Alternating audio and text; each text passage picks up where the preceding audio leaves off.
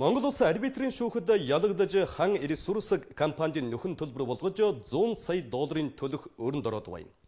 Энэ мөнгийг хязгаарнаас төлж эхлэх нь тодорхойгүй ч хан ресурс компани алдан тооцож эхэлвэл Монголын засгийн газар хүндхэн байдалд орох болоод байна.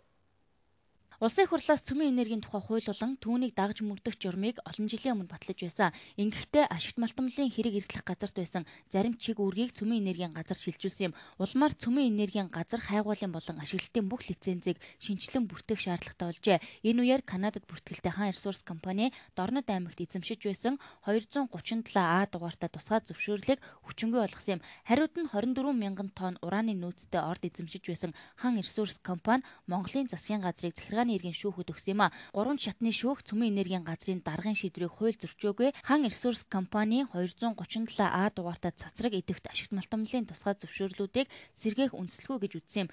Харин шүүхэд ялагдсан Канадууд Монголын засгийн газрыг олон улсын арбитрийн шүүхэд өгч улмаар Монголын засгийн газар хан ресурс компанид 100 сая Америк долларын нөхөн төлбөр өгөхөөр болсон юм. Ер нь өнөөдрийн байдлаар Монгол улсын засгийн газрыг арбитрийн шүүхэд өгсөн тохиолдлуудын талаар хууль зүйн сайд дараах мэдээлэл өгч байна. Хууль зүйн яам оролцож шийдэх шаардлагатай гэсэн ийм хэрэгүүд дээр асуудлууд дээр ерөнхий сайд тусгаалan захирамж гаргаад хууль зүйн яам тэгээ бусад холбогдох яамд оролцсон ийм төлөөлөл томлоо тэднээс нь бол гэрээ хэлцээл гих эсвэл арбитр дээр очиж маргаанд оролцох ийм бол хэлбэрээр ажилдгийг дан ганц хууль зүйн яамны ажил биш л дээ. За хан ресурсын тухайд бол мөн ялгаа байхгүй ерөнхий сайдын захирамжаар батлагдсан ажлын хэсэг гадаадд ажиллаж байгаа. Монгол улсын засгийн газар нэг яаралтайгаар хан ресурс компанид нөхөн төлбөр өгөх ёстой гэсэн шийдвэр гаргасан юм а. Гэхдээ энэ мөнгийг одоогоор өгч эхлэегүй байна. Нэгэнт шүүх шийдчихсэн. Энийг хэрэгжүүлэхийн тулд яах вэ гэдэг дараагийн хэлцээр явагддаг. Тэн дээрээ шийдэгдэг энэ асуудал. Хэлцээр явуучих. ТВ-с мэдээ ариун туяа Алтан гэрэл мэдээллээ. Цагдаагийн байгууллагад өнгөрсөн онд нийт 27757 гэмт хэрэг бүртгэгдсэн байна. Энэ тоог өмнөх онтой харьцуулахад гэмт хэрэг 1.6% өссөн бол гэмт хэргийн 64.7% нь хотод 35.2% нь орон нутагт гарчээ. Энэ нь нийслэлд үлдэгдсэн гэмт хэргийн тоо өссөн бол орон нутагт гэмт хэргийн гаралт 1.3%-аар буурсан судалгаа байна. Нийслэлд үлдэгдсэн хэргийг дүүргүүдээр харьцуулахад хүн ам олноор суурьсан Баянзүрх дүүрэгт нийт гэмт хэргийн 23% буюу хамгийн олон 4272 гэмт хэрэг бүртгэгджээ. Орон нутагт Ховд аймагт гэмт хэрэг өссөн бол Завхан аймагт гэмт хэргийн гаралт буурсан байх жишээтэй. Үүнээс хөнгөн хүндэвтэр гэмт хэрэг өссөн бол хүнд онц хүнд гэмт хэрэг 5.8%-аар буурчээ. Нийт гэмт хэргийн 33.3% нь буюу хамгийн өндөр үзүүлэлттэй нь хулгайн гэмт хэрэг байна. Ингэснээр хулгайн болон заллингийн гэмт хэрэг 8.8-аас 12.2%-аар өссөн бол бусад төрлийн гэмт хэрэг буурсан үзүүлэлттэй байгааг цагдаагийн байгууллагаас мэдээллээ. Харин гэр бүлийн хүчирхийлэл 3.8-аас 26%-аар нэмэгдэжээ. Удахгүй монголчуудын уламжлалт Саршны баяр тохион жилийн энэ үед хулгай дээрэм танхан гэмт хэргийн гаралт эрс нэмэгддэг учраас Улаанбаатар хотын цагдаагийн газраас дараах сэрэмжлүүлгийг хүргэлээ. Булаалт дээр нэг гэмт хэргүүд эзэлж байна. За энэ төрлийн гэмт хэргүүд бол өдөр алхасдаггүй цагдаагийн байгууллагад бүртгэгдэж байна. За халдлагад өртөж байгаа тохиолдлуудыг харахаар дандаа өндөр настай иргэд байна, хүүхдүүд байна. За сохтуу иргэд маань энэ төрлийн халдлагад өртөж байна. Тэгэхээр иргэд та бүхэн ялангуяа шөнийн цагаар санар хэмжээ дэвшлүүлж явах хэрэгтэй. За өмтэй эд зүйл бидээ их хэмжээний мөнгө авахгүй тал дээр анхаараач. За харанхуй гудамжаар явахгүй ганцаараа явахгүй байх. За орцонд ороод лифтэнд ганцаараа харанхуй юм лифтэнд орцонд орохгүй байх тал дээр анхаарах шаардлагатай байгаа юм л. Түүнчлэн цагаан сарын баяр дөхөөр бууз банш, ууц болон мал махан бүтээгдэхүүний хулгай дээр ихсэх хандлагатай болдог байна. Цагдаагийн байгууллагад бүртгэгдэж байгаа гэмтэргүүдийн дийлэнх нь энэ төрлийн хулгайн гэмтэрэг байна. Тиймээс иргэдийг Саршны бэлтгэлээ базааж эхэлсэн бол найдвартай баталгаатай газар хадгалахыг цагдаагийн байгууллагаас сэрэмжлүүллээ. Монгол улс гадаадаас 40 мянган тонн гурил импортоор авахар болсон гэвч импортлох компаниудын ашиг сонирхлын зөрчилтэй ихэнх нь гурил дамнан наймаалд компаниудыг сонгосон гэсэн гомдол гараад байна. Тэгвэл энэ асуудалтай холбоотойгоор хүн сөдөө аж ахуйн яамны төрийн нарийн бичгийн дарга Ариун Болд өөрийгөө авилгатай тэмцэх газарт шалгуулж байна. Түүний хэргийг авилгатай тэмцэх газар шалгаж дуусаагүй байна. Өнгөрсөн жил манай улс ургацынхаа баггүй хувийг алдсан. Үүнээс үдэж гурилан бүтээгдэхүүн үйлдвэрлэгчид түүхийн эдийн хомсдолд орж талах, боорцог, гоймонгоо үйлдвэрлэж чадахгүй шахан болж байсан удаа би. Тиймээс ч салбарын яамандаа хандаж импортын гурил оруулж ирэх зөвшөөрөл хүсч дотоодод буудаан хомсдлоос үүдэж гурилын өнөс нь алдагдaltaй ажиллахад хүрч байгаагаа удаа дараа мэдгцээр байсан юм а. Энэ ч үднэс 2016 онд 40,300 тонн Улаанбаатар гурилыг импортоор авахар 65 аж ахуйн нэгжид зөвшөөрөл олгосон байдаг. Гэвч эдгээр аж ахуйн нэгжийн ихэнх нь дотоодын үйлдвэрлэгч биш. Дээрээс нь гурил дамлан зардаг газрууд хэмээн гурил үйлдвэрлэгчтэй холбоо, хүнсчтэй холбооны зүгээс мэдээлж улмаар салбарын сайд болон төрийн нарийн бичгийн дарга ариун болд нарыг авилгатай тэмцэх газар шалгуулна хэмээн мэдэгдэж байсан юм. Гэхдээ төрийн нарийн бичгийн дарга ариун болд өөрийгөө шалгуулах хүсэлт гаргаж асуудал таньцсан. Тэгвэл түүнийг шалгаж байгаа эсэх асуудлаар дараах мэдээлэл өгч байна. Ямар нэгэн гэмт хэрэг үйлдэл эсвэл төв байвал энийг шалгуулахаар эрх үхий байгууллагад хандах эрх нь бол иргэдэд холбоодог бүх этгээдэд нээлттэй байдаг утгаар хандсан баха. Зүгээр ямар асуудал шийдвэрснийг мэдэхгүй гурил үйлдвэрлэгчтэй холбоо гэж байдаг. Үүний санчхүүг захирал манайхаас ямарч байсан 20,000 тонн хүнсний улаан буудаа импортлох зөвшөөрөл өгөөч гэж хандсан байгаа. Мөнгө санхүүгийн хувьд боломжтой бол энэ зөвшөөрлийг олгоё гэдгийг илэрхийлсэн өнөөдрийн байдлаар олгоогүй байгаад яамны зүгээс тухайн үйл ажиллагааг үнээрийн одоо сонирхлын зөрчлийн үйл ажиллагаа болсон юм уу юу гэдгийг хуулийн хяналтын мэргэжлийн байгууллагад нөгөөд шалгуулах гэсэн асуудлыг бол дотооддоо ярьж шийдвэрлээд авчиж шалгуулахаа шийдвэрсэн. Одоо өнөөдрийн байдлаар шалгалтын ажиллагаа явуулж байгаа гэж бодож байна. Өнөөдрийн байдлаар сар шинээс өмнө гурил импортлож дуусгах ёстой. Гэхдээ гурил импортлох 60 гаруй компанийг хэрхэн сонгон шалгаруулдаг тухай тодрууллаа. Хэд хэдэн аж ахуй нэгжид 4 аж ахуй нэгж нэгд одоо гурил урлан бүтээгдэхүүн үйлдвэрлэх аж ахуй нэгжид 4,000 орчим тонн гурилын импортын зөвшөөрлийг олгосон. Яг одоо гадаадаас улсаас олон 17 жилийн турш 15 орчим жилийн туршлагатай гадаадаас импортлогч 2 аж ахуй нэгжид одоо 7 мянган тонн гурил импортлох зөвшөөрлийг ажлын хэсэг сонгон шалгаруулад энэ нь бол төрийн нарийн бичгийн дарганы зүгээс албажуулаад шийдвэрсэн. Ямартай ч хүнс үдэ аж ахуйн яамны төрийн нарийн бичгийн дарга ариун болд өөрийгөө авилгатай тэмцэх газар шалгуулахар хандсан юм. Өнөөдрийн байдлаар шалгалтын ажиллагаа үргэлжилж байна. ТВ-с мэдээ Ариун Туяа Алтан гэрэл мэдээллээ. Санхүүгийн зах зээлийн хөгжлийн чиг хандлагыг хэлэлцсэн байна. Монгол улсын хэмжээнд дотоодын нийт бүтээгдэхүүний 4.7%-ийг санхүүгийн зах зээл эзэлж байгаа ч бүхэл дэм банкны салбараас хамааралтай байна. Иймээс ч хөрөнгөний зах зээл болоод даатгал зэрэг бусад санхүүгийн салбаруудын эдийн засагт эзлэх хувь хэмжээг нэмэгдүүлэх шаардлагатай байгааг үндэсний форумд оролцогчид онцолж байна. Санхүүгийн зохицуулахаараа Азийн хөгжлийн банк ядуурлыг бууруулах Японы сангийн санхүүжилтээр санхүүгийн зах зээлийн хөгжил үндэсний форумыг төрийн ордон зохион байгуулсан юм а. Уг форумоор санхүүгийн зах зээлийн хөгжлийн урт хугацааны стратеги, хөрөнгө оруулалтын шинэ орчин, санхүүгийн үйлчилгээний хүртээмж ба ядуурлыг бууруулах арга зам, банк даатгалын салбар, хөрөнгийн зах зээл дэх бизнесийн шинэ модель, компани засаглал зэрэг асуудлаар салбар хуралдаанууд болсон юм. Санхүүгийн зохицуулах орооноос санхүүгийн зах зээлийг 2025 он хүртэл хөгжүүлэх хөтөлбөрийн төслийг боловсруулсан байна. Санхүүгийн систем гэдэг чинь банк, хөрөнгөний зах зээл, үнд цас, даатгал гэдэг ийм олон салбаруудаас бүрдэх ёстой байтал манайд өнөөдөр банкны салбар нь давмгаалаад ингээд яваад ирсэн. Өнөөдөр нийт хөрөнгөний 96% нь банкны салбарт, бусад нь банкнаас салбарт ногж ийнэ гэж ярьж байна. Тэгэхээр тийм учраас энэ тэнцвэргүй байдлыг өөрчилж тэнцвэртэй байдлаар хөгжүүлнэ гэдэг нь бол энэ хөтөлбөрийн одоо бид нар одоо зайлшгүй хийх ёстой зүйлийн нэг.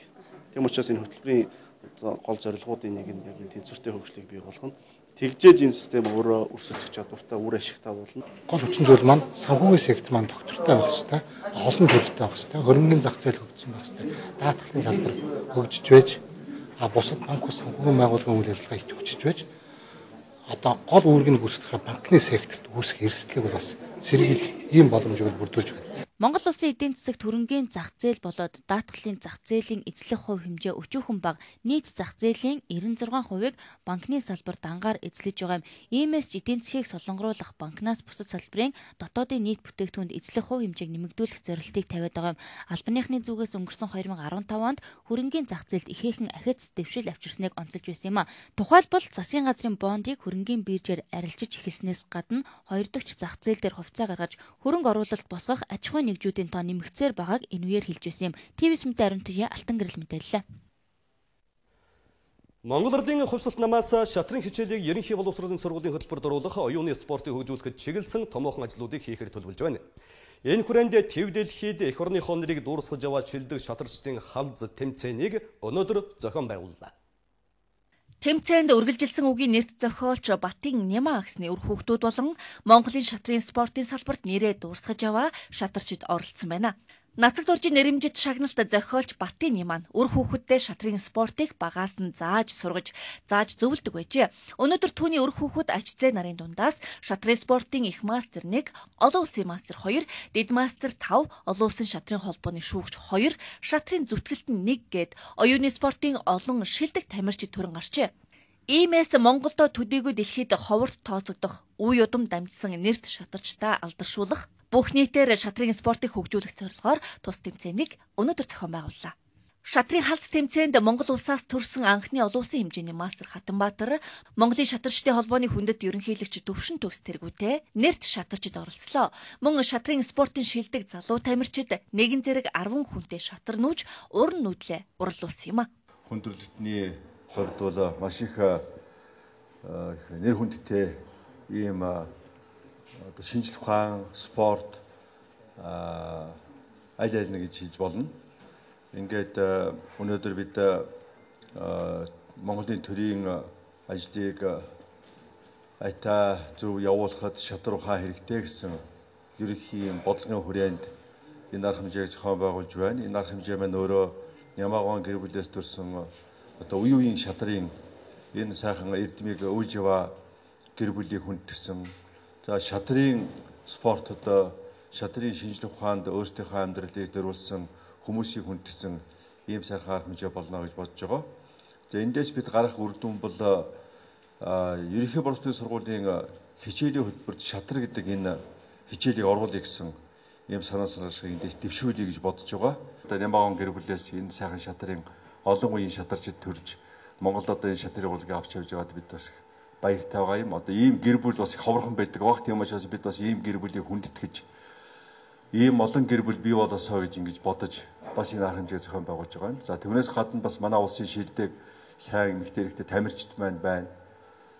Тухайн үед бол би баг багтаа одоо манай шатарчид маань өөтмөгөөсөн байгаа одоо фишерийн дээр 72 оны чулуу дээр сүүлд Спасскийн хожид их аваршил тэмцээний наад сорилтын тэмцээнд манай шатарчид бас нэлийн дээгүүр явж байхад бол тэр Монголд яриад шуугжсэн. Би тэгэхэд бол баг хүүхэд байсан. Тэгтэл одоо тэр дурсамж надад үлдсэн байна. 72 онд байх гэж би буруу санаагүй. 71-72 онд байсан баг. Би тэгэхэд бол 13 настай байхдаа одоо сонсч ирсэн юм аа. Одоо ингэ санаж ярьж байхад бол их сайхан байна гэж бодож байна. За тэгээд Монгол Ардын Хувьсгалт намаас шатрын спортыг хөгжүүлэх, залуу хоочууд сурахад ихээхэн анхаарал хандуулж ирсэн. Энэ хүрээнд шатрын хичээлийг ерөнхий боловсролын сургуулийн сургалтын хөтөлбөрт оруулах санаачлаг гарган ажиллаж эхэлжээ. Сайхан тэмцээн зохион байгуулъя гэсэн санал ярьж ирсэн. Тэгээ өнөөдөр энэ тэмцээн бол энэ хүсэл маань биелээ олж одоо сайхан тэмцээн зохион байгуулж байна. За манай шилдэг шатарч цөмөр энд хүрэлцсэн байна. Үеийн шатарчид Ахмадууд, дундуу ийхэн. Нөгөө талаас Монгол Ардын Хувьсгалт намаас одоо энэ шатрын сургалтыг сургуулийн хөтөлбөрт оруулах ийм сайхан санал дэвшүүлж байгаа нь бид одоо бүхэнд маш сайхан дэмжиж байна. Яагаад гэвэл үнэхээр одоо юунлаг сайхан ард түмэн бол Монгол улсын ирээдүйг авч явах ийм одоо болцоо бүрдэх ёстой.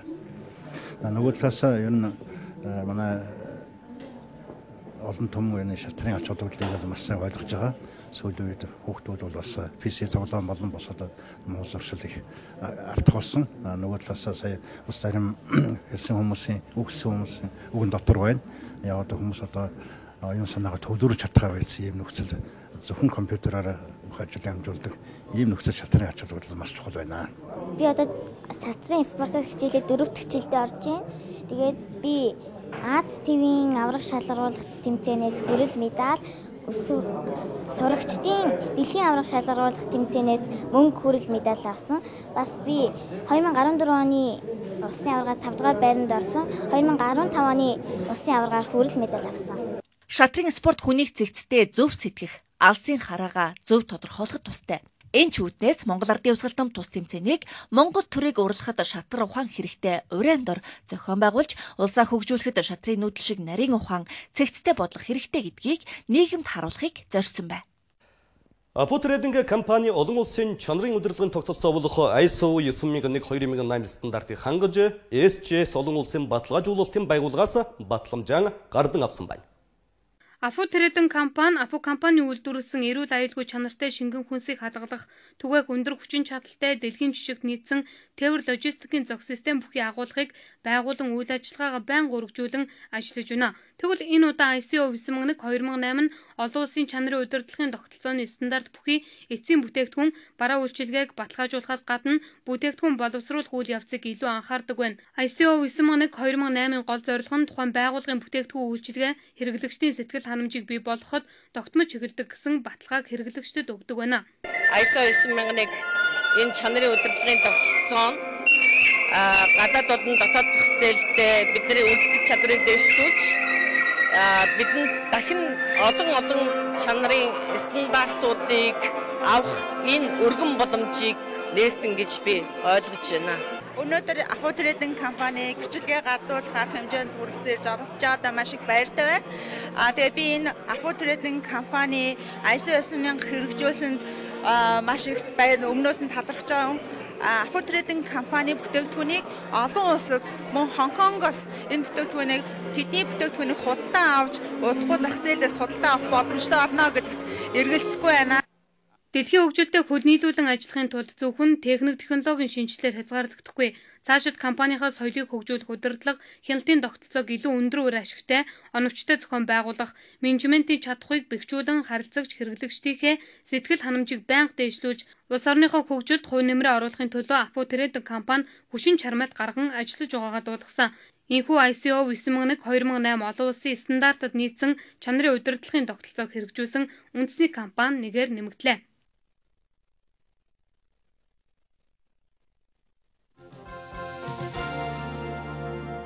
Өдрөг амьдрцгаая. Гоё цагаан усан үзэн.